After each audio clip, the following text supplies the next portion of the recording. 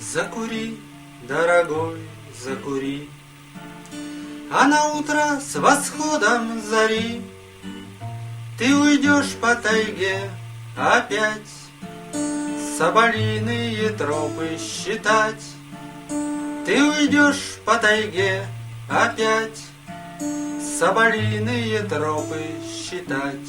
У тебя, дорогой, путь далек, много трудных и разных дорог, но я верю, что ты их пройдешь, и что ищешь всегда найдешь. Но я верю, что ты их пройдешь, и что ищешь всегда найдешь. У берез облетела листва, по утрам замерзает вода, значит, время пришло опять нам с тобою в тайгу путь держать. Значит, время пришло опять нам с тобою в тайгу путь держать. Пролетят незаметно года, улетят неизвестно куда, только жить соберешься сполна, на висках уж блестит седина.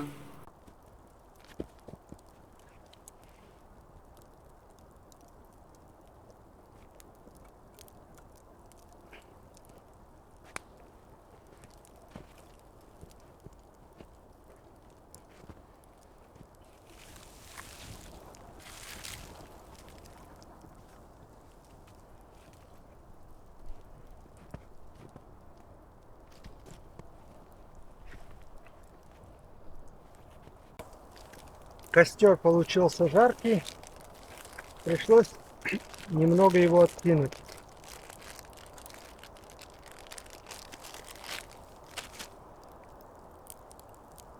Раньше костер и чай на костре — это было постоянное событие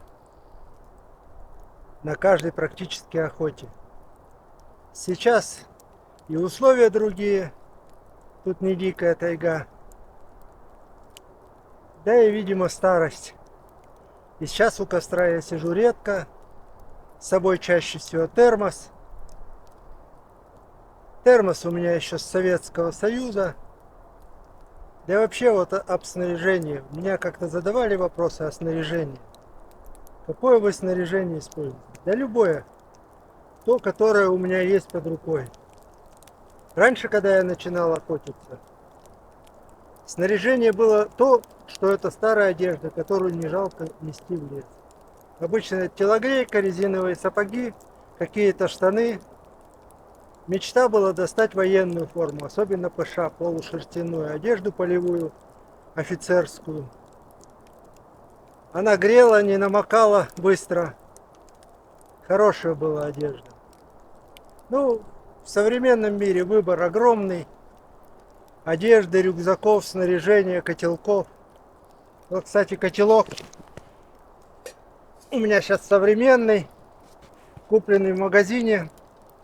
А раньше котелки были такие. Берешь банку с повидлом, литровую, 2-литровую, 3-литровую, в зависимости от того, какое нужно.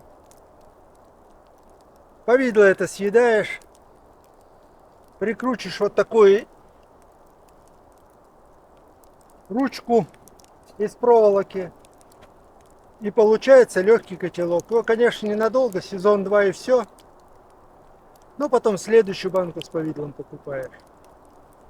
Банки жестяные, носить легко, выбросить не жалко, если в случае чего. Ну а вот сейчас такое снаряжение. Курточка у меня выдали на работе, шапку выдали на работе,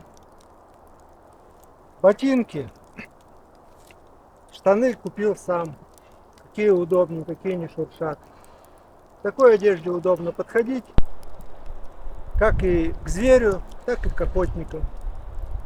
Если аккуратно подходить, охотники тоже ничего не слышат.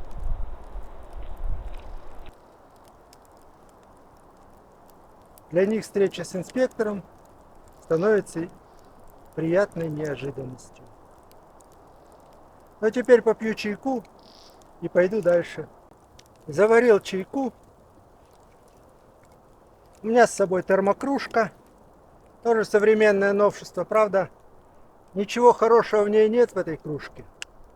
Остывает быстро, но, по крайней мере, можно взять с собой.